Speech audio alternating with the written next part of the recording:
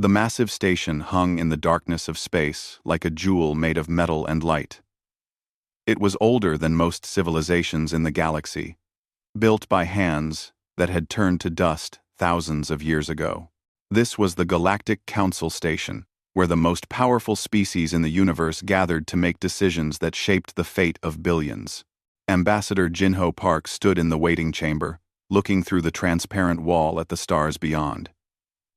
His hands were steady, but his heart was not. Behind him, Captain Mina Choi checked her datapad for the 100th time, reading numbers that refused to change no matter how many times she looked at them. The numbers were bad. Very bad. "They will see us in 5 minutes," said the Valasian attendant.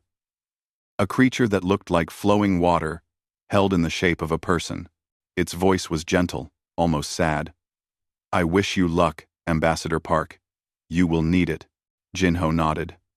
He had prepared his speech for weeks, rehearsing every word until it was perfect. But he knew that words alone might not be enough. Not for what he was about to ask. The doors opened with a sound like distant thunder. The council chamber was enormous. A circular room where 12 seats rose on platforms around a central speaking area. Each seat held a member of the oldest and most powerful species in the galaxy. They had been making decisions for thousands of years, while humans were still learning to make fire. Jinho walked to the center. His shoes made soft sounds on the polished floor. The lights were bright, making him feel small and exposed. Around him, the council members watched with eyes that were nothing like human eyes. Some had too many eyes. Some had none at all, but sensed him in ways he could not understand. "The human delegation may speak," said High Chancellor Vraxis. He was massive, his body covered in a shell that looked like dark metal. When he moved, his limbs clicked together like weapons being prepared. His voice was cold and hard. Jinho took a breath. "Honored council members, I come before you with urgent news. 3 weeks ago, our long-range sensors detected a massive fleet moving through the Outer Rim territories. This fleet belongs to the Devourers, a parasitic species that consumes everything in its path.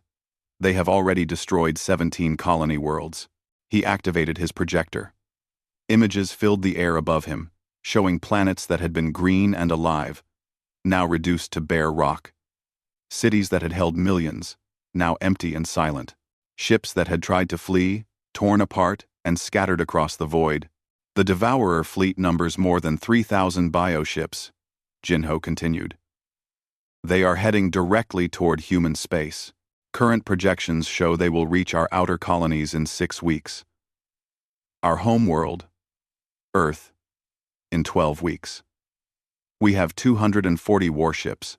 Against 3,000, we cannot win." The chamber was silent for a moment. Then, a sound began. It started low and grew louder. It took Jinho a moment to recognize it. Laughter. Counselor Thel Mora was laughing. She was a being of pure energy, contained in a crystalline form. And when she laughed, it sounded like glass breaking. "The infant species comes crying to the adults," she said. "How predictable. You have been part of the galactic community for only 30 years, said another council member, Drakon, whose species had traveled the stars when Earth's sun was young. "You contribute nothing to our civilization. You have no technology worth noting.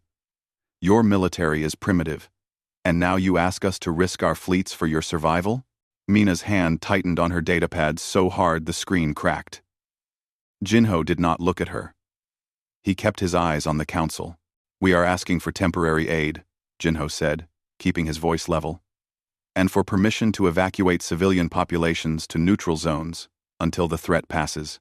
We do not ask you to fight our battle alone. We only ask that you stand with us." Vraxis leaned forward. "Human, your species does not even have proper shield harmonics. Your weapons are kinetic projectiles and primitive explosives. You barely understand quantum mechanics. What makes you think you have anything to offer this council in exchange for our protection?" "We offer our courage," Jinho said. "We offer our determination. We offer the promise that if you help us survive, humanity will remember. We will stand with the Council in future threats. We will. Empty promises from a species that will be extinct in 3 months, Thelmora interrupted. The Devourers cannot be stopped by courage or determination. They can only be stopped by advanced technology and superior firepower, which you do not possess. Another council member spoke, a being whose name Jinho could not pronounce, whose form shifted like smoke. The council has protocols. We do not interfere in natural selection. If the Devourers are stronger than humanity, then humanity must adapt or perish. This is the way of the universe. Natural selection? Mina could not stay silent any longer. She stepped forward, her voice shaking with anger. You are talking about the death of 11 billion people. Men, women, children, families, entire civilizations built over centuries. You would let all of that die because of protocols? Captain Choi, Jinho said quietly, but she did not stop. We came here believing the Council existed to protect civilization, Mina said. We believed that advanced species had a responsibility to help those who cannot help themselves. We were wrong. You are not protectors. You are cowards, hiding behind rules. The chamber erupted. Council members shouted in languages that hurt to hear. Guards moved toward Mina. But Jinho stepped between them. Enough, Vraxis said, and his voice made everything else silent. The human captain speaks out of fear and ignorance. We forgive this. But the answer is no. The Council will not provide military aid to Earth. The Council will not provide sanctuary to human refugees.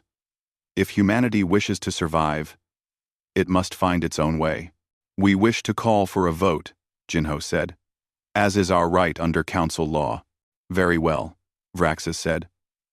All in favor of providing aid to the human species in their conflict with the Devourers, make it known. Silence. Not one council member spoke in favor. All opposed? 11 voices spoke as one. Only the Valasian delegate remained silent, abstaining from the vote. The vote is decided, Vraxis said.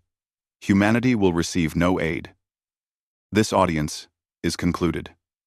All Rex. Jinho stood very still. He had known this was possible. But he had hoped. He had believed that somewhere, in this vast chamber of ancient wisdom, there would be mercy. He was wrong. He turned to leave, Mina beside him. At the door, he stopped and looked back at the council. When humanity survives this, Jinho said, his voice carrying across the chamber, we will remember who stood with us. The doors closed behind them. In the chamber, the council members returned to their other business, already forgetting the desperate plea of the infant species. They had more important matters to attend to. They did not know that they had just made the biggest mistake in the history of the galaxy. The war room deep beneath the United Nations headquarters was cold and filled with the quiet hum of computers. Screens covered every wall, showing star maps, fleet positions, and calculations that all led to the same conclusion. Earth was going to lose. Admiral Taeho Kim stood at the center of the room, his uniform perfectly pressed despite the fact that he had not slept in 3 days. Around the large table sat the leaders of Earth's military forces, scientists, and government officials. Every face was grim. Let me make this clear, Taeho said, pointing to the main display. The Devourer fleet has 3,042 bioships. Each ship is between 500 and 2,000 meters long. Each ship can consume a city the size of Tokyo in approximately 6 hours. They reproduce by consuming organic matter and converting it into more ships. He pressed a button, and the display changed. Earth's combined military fleet consists of 240 warships. We have 16 dreadnoughts, 42 cruisers, 87 destroyers, and 95 support vessels. In a direct battle, we would be destroyed in less than 4 hours. So we evacuate, said one of the government officials, a woman whose hands shook as she spoke. We load as many people as we can onto ships and run. We abandon Earth and start over somewhere else. Where? Mina asked. She had returned from the council station that morning, still angry from the rejection. The council made it clear. No one will take us. Every system in the galaxy knows the Devourers are coming. No one wants to harbor refugees from a dead species. Then what do we do? Another official asked. Just wait here to die? No, said a new voice. Dr. Una Bake entered the room, carrying a data chip like it was the most precious thing in the universe. She was young for someone so important, barely 30 years old. But her eyes held an intensity that made people listen. We fight, and we use every advantage we have. She inserted the data chip into the main computer. New information flooded the screens. Designs for weapons that looked nothing like the standard kinetic cannons and missile systems. Earth's fleet, currently used. This is Project Ragnarok, Una said. We began development 8 years ago when we first learned about the quantum destabilization theories. The Galactic Council declared this technology illegal. They said it was too dangerous, too unstable, that it violated natural laws. They forbade any species from researching it. And we built it anyway, Tejo said. It was not a question. We built it anyway, Una confirmed. In hidden facilities in the asteroid belt. On dark moons. In places where council sensors could not reach. We perfected it. Ragnarok is a quantum weapon that creates cascading reality fractures. It tears apart matter at the subatomic level. Against organic targets like the Devourers, it is devastatingly effective. How devastating?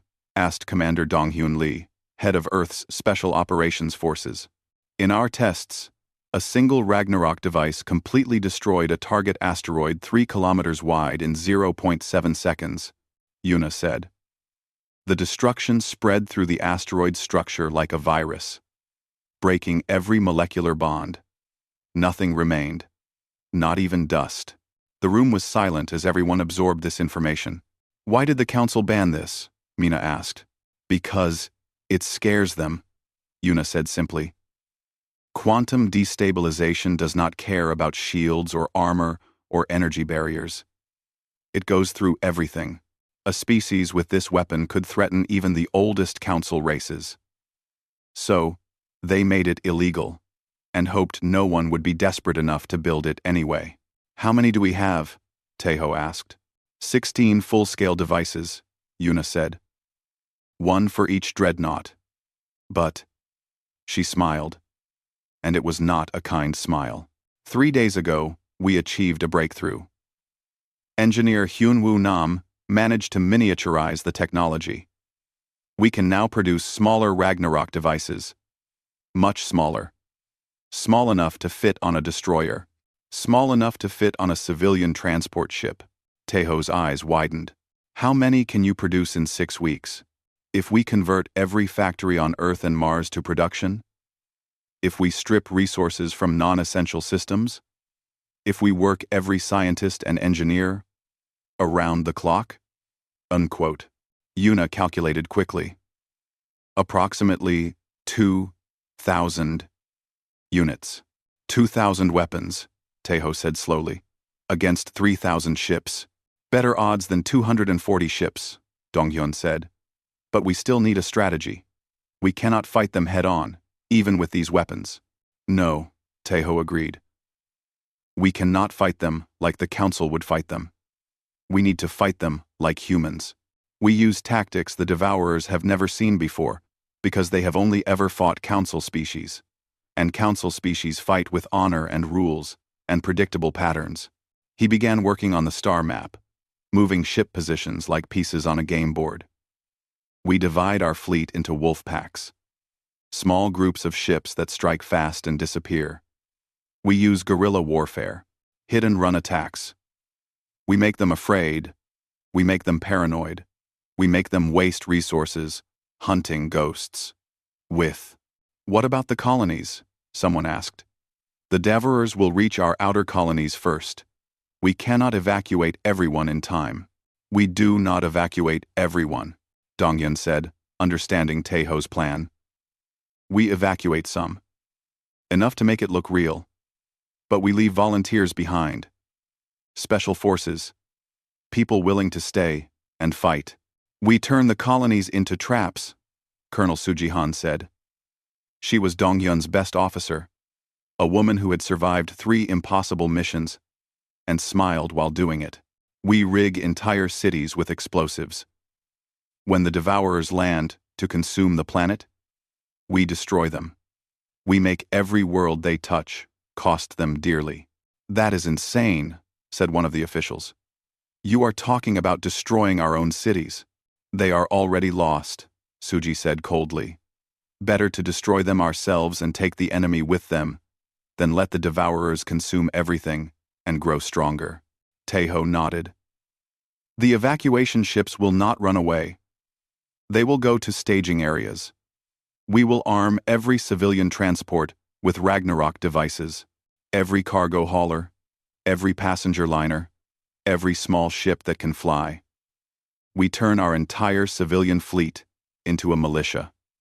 Thousands of ships, all armed with the most dangerous weapon in the galaxy.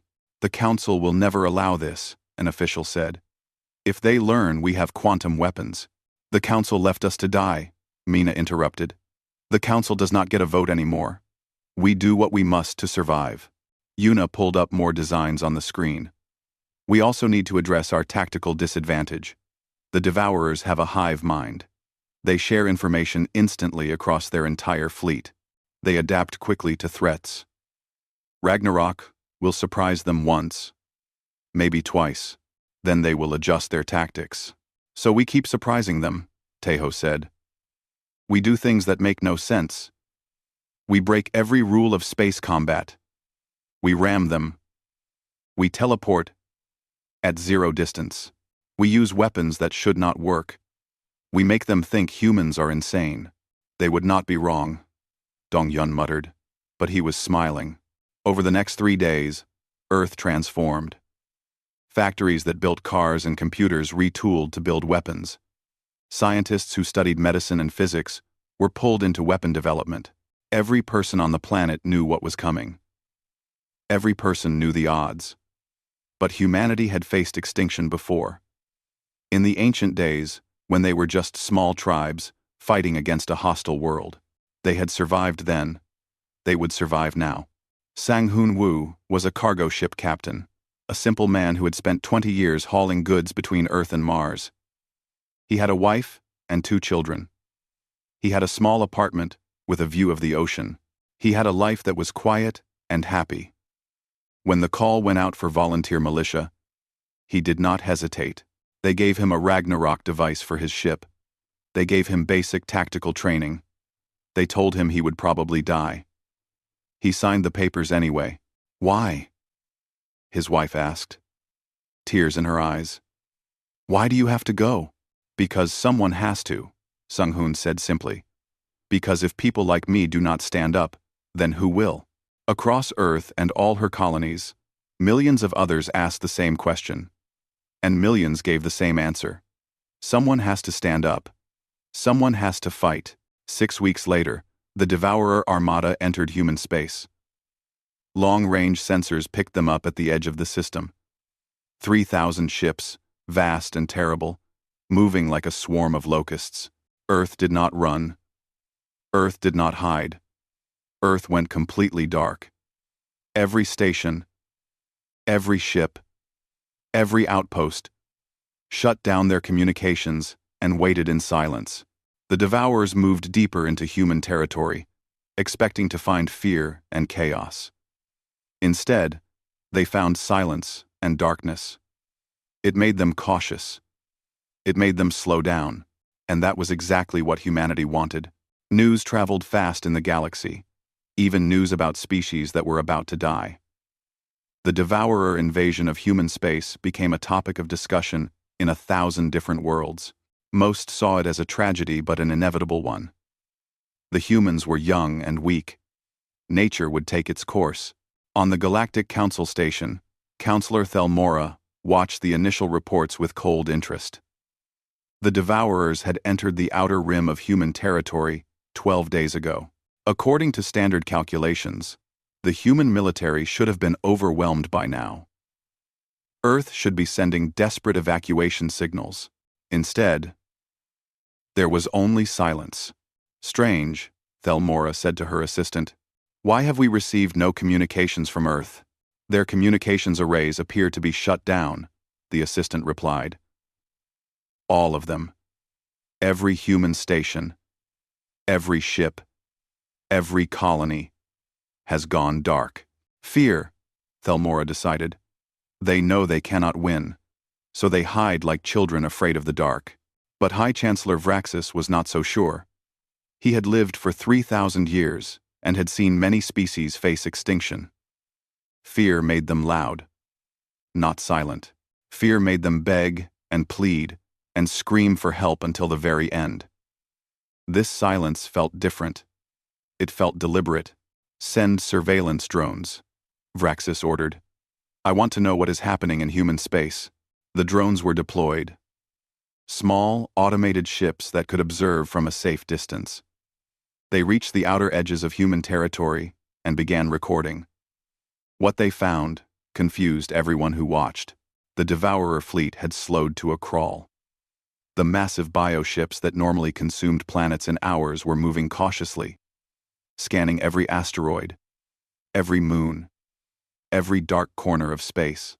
They were acting like prey, not predators, and they were dying. The first attack came from nowhere. A squadron of 12 human destroyers appeared from behind a moon, traveling at speeds that should have torn them apart. They fired weapons that made space itself scream and then vanished before the Devourers could respond. 17 bioships died in that first strike, torn apart by quantum fire. The second attack came 3 hours later, from a completely different direction. This time, it was fighters. Small, one-person craft that moved like they were alive. Squadron leader Jisoo Kang led her wing in a pattern that defied logic, weaving through Devourer formations at distances measured in meters, firing at point-blank range before spinning away. The fighter pilots pulled maneuvers that would kill most species. 12 gravity turns that crushed bones. 0-distance warp jumps that risked tearing their ships apart. Combat so close that they could see into the enemy ships as they fired. 63 Devourers died in the second attack. The humans lost 4 fighters. The council watched the recordings in stunned silence. How are they doing this? Drakon asked. Their technology is primitive. Their ships should not be capable of these speeds. Look at the crew, another council member said, enhancing the video feed. Inside the human fighters, they could see Jisoo and her pilots. Their faces were calm despite the forces trying to crush them. Their hands were steady on the controls. They moved like they had been born to this. Their bodies. Yuna's voice came through an intercepted transmission. Human bodies are more resilient than galactic standard. Our pilots can withstand forces that would kill council species. We use this advantage. Admiral Tejo's strategy was becoming clear. He had broken his fleet into hundreds of small wolf packs, each operating independently. The Devourers could never predict where the next attack would come from. Their hive mind, which should have been an advantage, became a weakness. Every attack sent panic through the entire fleet. Every death was felt by every ship. But the most devastating blow came on the 16th day of the invasion. The Devourers, frustrated by the hit-and-run tactics, decided to land on New Busan, one of humanity's colony worlds. Long-range scans showed it had been evacuated. The cities were empty. It would be an easy meal, a chance to replenish their biomass and create more ships. 300 bioships descended to the surface. They landed in the largest cities, extending their feeding tendrils into the buildings, preparing to consume everything. Colonel Suji Han watched from orbit, waiting. Her volunteers had spent weeks preparing this trap, rigging every building with experimental antimatter charges. The charges were linked in a web that covered the entire planet. When one went off, they all would go off. Wait for it, Suji whispered, watching her screens. Wait until they are fully committed. The Devourers began feeding. Their tendrils dug deep into the planet's crust, anchoring themselves. They were vulnerable now, unable to escape quickly. Now, Suji said, the planet exploded. Not literally, but close enough. Every antimatter charge detonated simultaneously, releasing energy equivalent to 1,000 nuclear weapons. The 300 bioships never had a chance. They were vaporized in seconds, along with everything they had been trying to consume. The shock wave was visible from space, a ring of fire that spread across the planet's surface before fading. When it was over, New Busan was a scorched ruin. But 300 devourer ships were gone. The galaxy watched in shock. The Council, comfortable in their ancient stations, had never seen anything like this. A species destroying their own world just to kill their enemy. It was madness. It was desperate. It was terrifying. They are winning, Vraxis said quietly. The humans are actually winning. Then, Vraxis, the Devourer fleet, which had started at 3,042 ships, was now down to less than 2,000. They had lost over a third of their forces in just 16 days. The hive mind was in chaos, unable to adapt to an enemy that fought without rules or honor or predictability. But it was not just the military that shocked the galaxy. It was the civilian fleet. Sang Hoon Woo had never been a soldier. His cargo ship, the Morning Star, was designed to haul containers, not fight wars, but now it carried a Ragnarok device and a crew of volunteers who had learned to fight in 3 weeks of training. He led a fleet of 2,000 civilian ships, everything from massive cargo haulers to small pleasure yachts.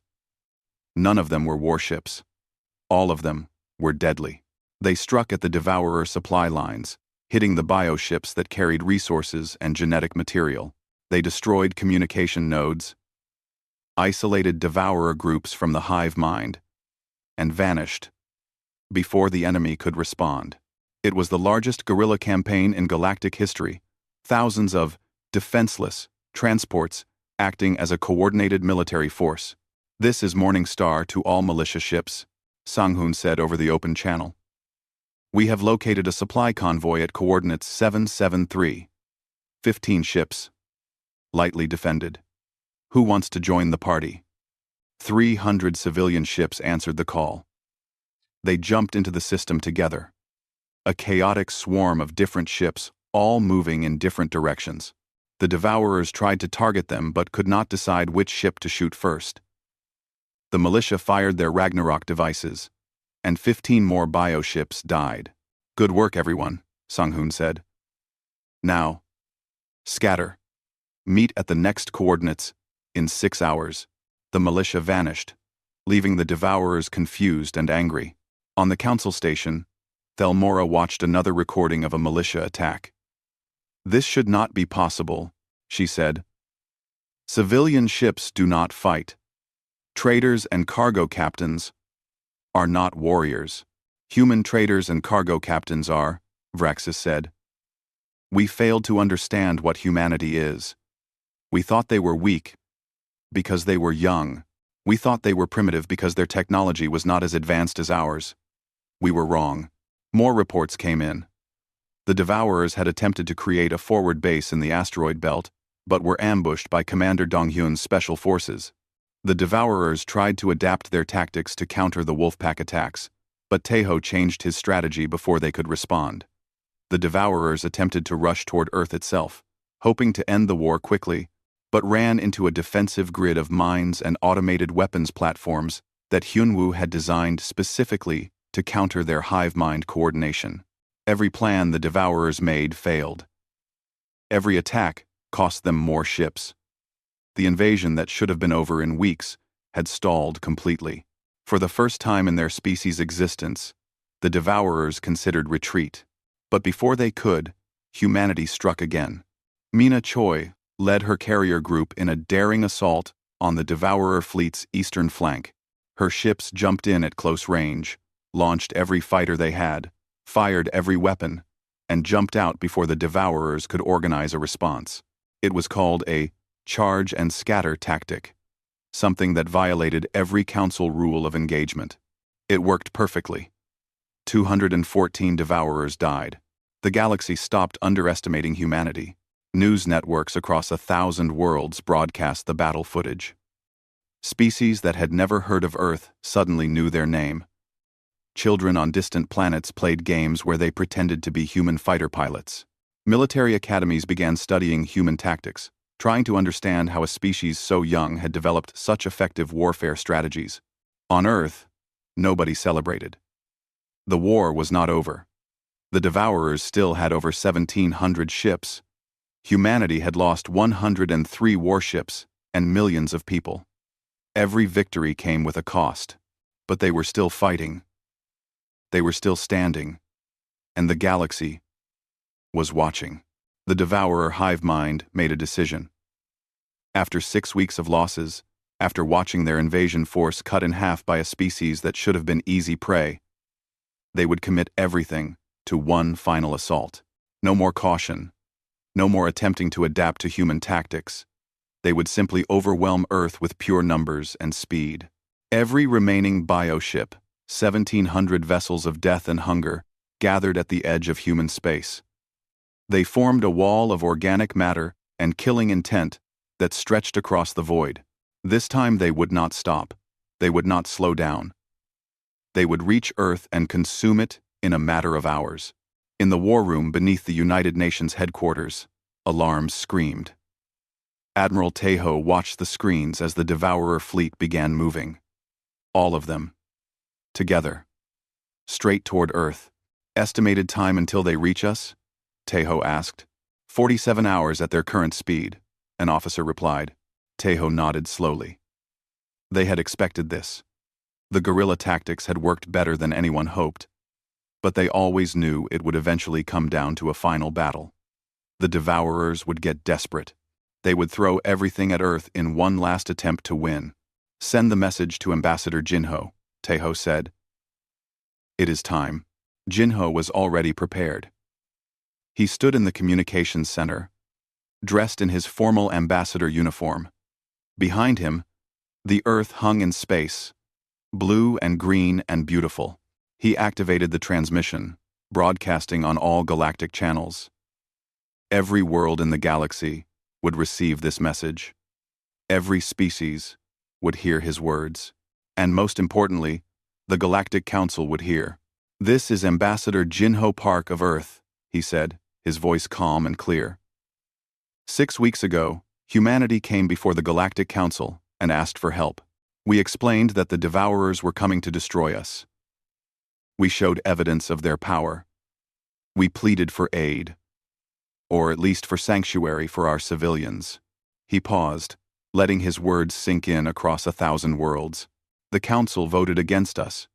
11 species, the oldest and most powerful in the galaxy, decided that humanity was not worth saving. They called us primitive.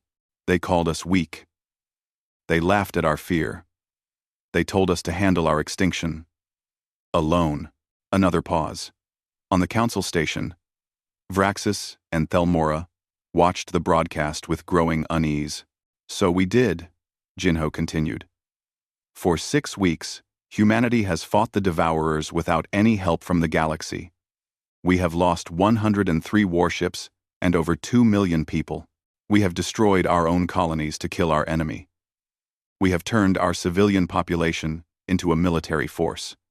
We have done things that violate council laws and council principles. Because the council abandoned us. His face hardened. His eyes, which had been polite and diplomatic during his plea to the council, now burned with something fierce. The Devourer fleet is coming to Earth. They are desperate and angry because humanity refused to die easily. They are throwing everything at us in one final assault. You called us primitive. You laughed at our plea.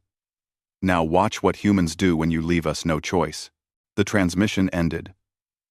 Across the galaxy, beings of every species stared at their screens in silence.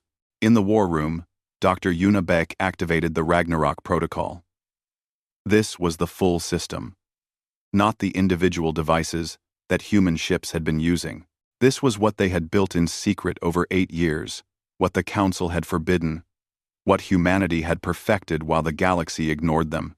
Every human ship, station, and armed satellite across 50 star systems received the activation code simultaneously. The quantum destabilizers came online, linked together in a network that covered all of human space. The energy readings were impossible. Power levels that should not exist, that violated what galactic science said was possible. On the Council station, alarms began screaming. Sensors that monitored quantum fluctuations across the galaxy suddenly went insane, detecting energy signatures that made no sense. "What is that?" Drakon demanded. "What are the humans doing?" "I do not know," Vraxis said. But his voice was shaken. In 3,000 years of life, he had never seen readings like this. "Whatever it is using power equivalent to a collapsing star." The human fleet received its orders. Every ship, from the largest dreadnought to the smallest militia transport, began moving. They did not spread out for guerrilla attacks. They did not hide and wait for ambush opportunities. They formed a single, massive formation and headed straight toward the Devourer Armada. "Admiral," Commander Donghyun said carefully, "are we really doing this? A frontal assault? That goes against everything we have been doing for 6 weeks."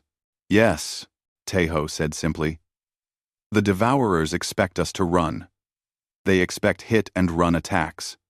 They expect us to be clever and unpredictable. So we will do the one thing they cannot predict. We will charge straight at them and dare them to stop us." Mina smiled. It was not a nice smile. "I always wanted to try this." The two fleets rushed toward each other at speeds that bent space around them. 1,700 Devourer bioships versus 237 human warships and 2,000 militia vessels. The numbers still favored the Devourers, but numbers did not tell the whole story anymore. Jisoo Kang sat in her fighter cockpit, her hands steady on the controls. Around her, 300 other pilots prepared for the battle. They had been fighting for 6 weeks. They had seen friends die. They had destroyed hundreds of enemy ships. They were exhausted and scared and determined. "All fighters," Jisoo said over the squadron channel. "When we hit them, do not hold back. Empty every weapon. Use every trick. Make them remember that they tried to kill humanity." "Yes, ma'am," the pilots replied as one. The fleets met in the space between Earth and Mars. The Devourers, expecting another guerrilla attack, were caught off guard by the direct assault. They tried to spread out, to use their numbers to surround the human fleet. They never got the chance. Admiral Taeho gave the order. Ragnarok Protocol. Full activation. Fire everything. Every human ship fired their quantum destabilizers at the same moment. The weapons were linked through the network Yuna had built, synchronized to amplify each other. The effect was devastating. Reality fractured. Space itself seemed to tear apart where the quantum beams touched the Devourer ships. The bioships' greatest strength, their organic nature, their interconnected biology, became their greatest weakness. The quantum disruption spread through them like a disease, breaking molecular bonds, tearing apart the very structure of their being. The Devourers screamed. It was not a sound that could be heard in the vacuum of space, but every ship with communications equipment picked it up. A psychic wail of pain and terror that echoed across the void. The hive mind felt every death, every ship torn apart, every piece of itself being destroyed. They tried to retreat. They tried to scatter. But humanity was not done. Mina led her carrier group straight into the heart of the Devourer formation. It was insane. It was suicide. It was exactly what humanity had become good at doing. Her ships jumped in at 0 distance, appearing inside the enemy formation where the Devourers could not coordinate their fire without hitting each other. "Engage at point-blank range," Mina ordered. "Let them see our faces when we kill them." Her battle group fired. Ragnarok devices at close range, quantum fire tearing through bioships like paper. The Devourers tried to fight back, But they were too close, too panicked, too overwhelmed. Mina's ships moved through them like sharks through a school of fish, killing with brutal efficiency. Jisu's fighter wing followed, weaving through the chaos. They targeted the bioships that were trying to coordinate the defense, destroying the ones that the hive mind was using to organize. Every loss made the Devourers more confused, more desperate, more vulnerable. Sang-hoon and the militia fleet hit the flanks. 2,000 civilian ships, each carrying a weapon that could kill anything, fired together. The concentrated quantum fire erased an entire section of the Devourer fleet in seconds. The battle lasted 3 hours. When it was over, 1,200 Devourer ships were destroyed.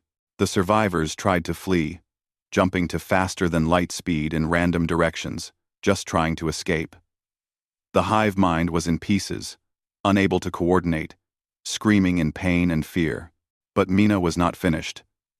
She had spent 6 weeks fighting these monsters. She had watched them destroy human colonies.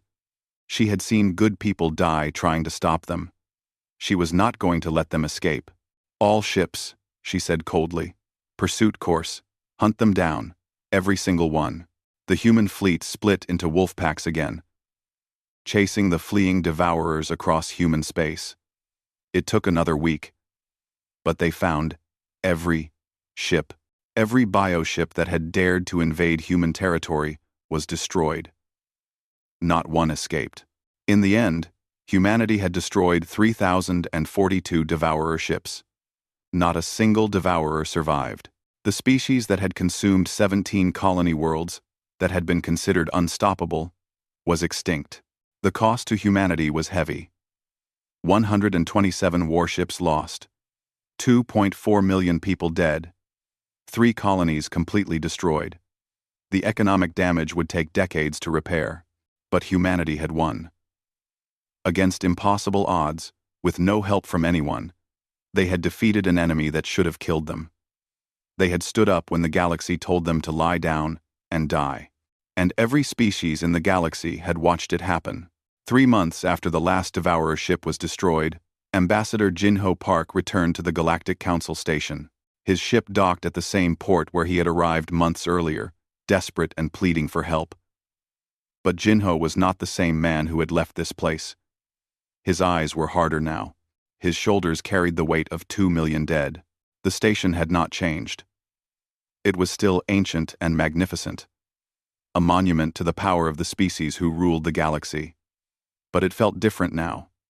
Smaller somehow. The Valasian attendant who greeted him was the same one from his first visit.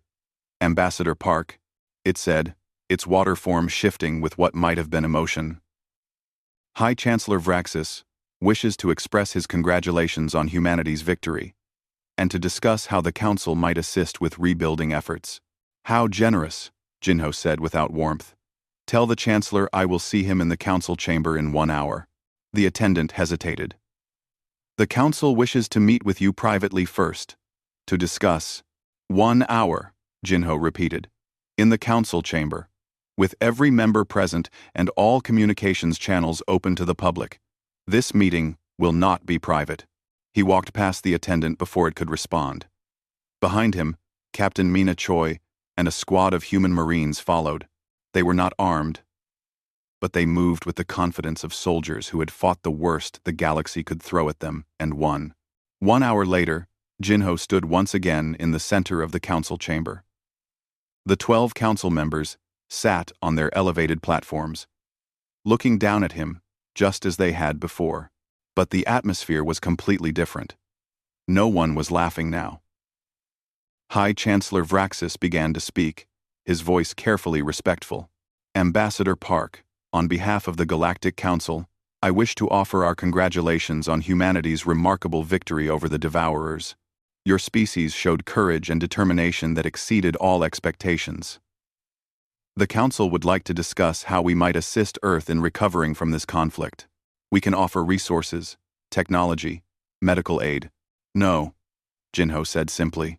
Vraxis paused, confused. I am sorry? I said no, Jinho repeated. We do not want your resources or your technology or your aid. We did not come here for your help. Then why did you come? Counselor Thelmora asked. Her crystal form was dimmer than before, as if the light inside her had faded. Jinho reached into his coat and pulled out a data chip. He placed it on the podium in front of him and activated it. Information began flowing across every screen in the chamber and broadcasting across every open channel in the galaxy. This is the work of Intelligence Director Heiyun Song, Jinho said. Over the past 3 months, while we were rebuilding our fleet and mourning our dead, Director Heiyun was conducting research.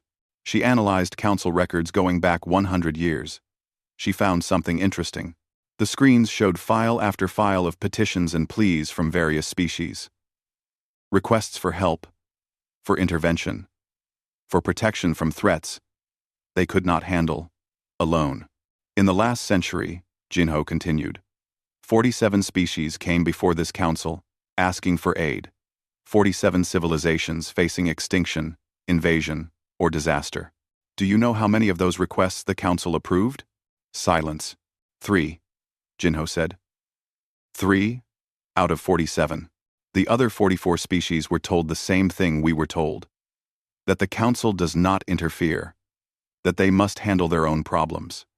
That this is the natural order. Thanks for watching. The natural order, he pointed to the screens. Of those 44 species that were denied aid, 7 are now extinct. Completely gone.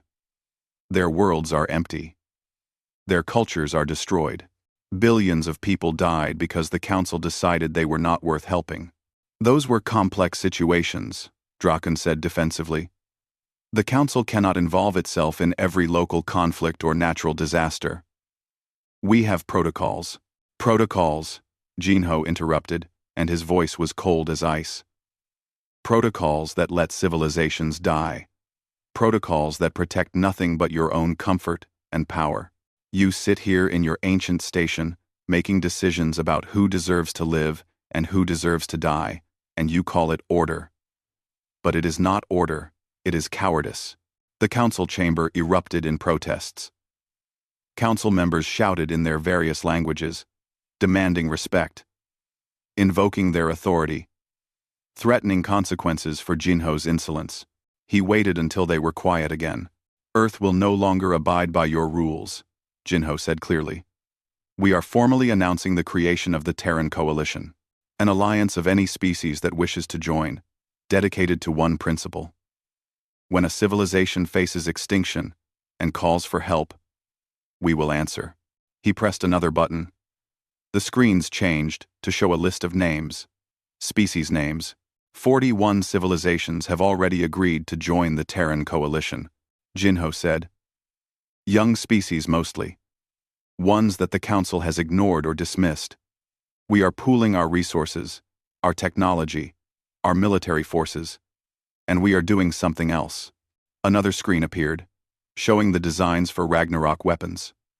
The complete specifications, every detail of how to build and use quantum destabilizers. We are sharing the Ragnarok technology with all coalition members, Jinho said.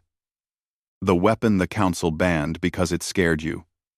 The weapon that saved humanity from extinction. Every coalition species will have access to it, free of charge, no restrictions. The council chamber went silent.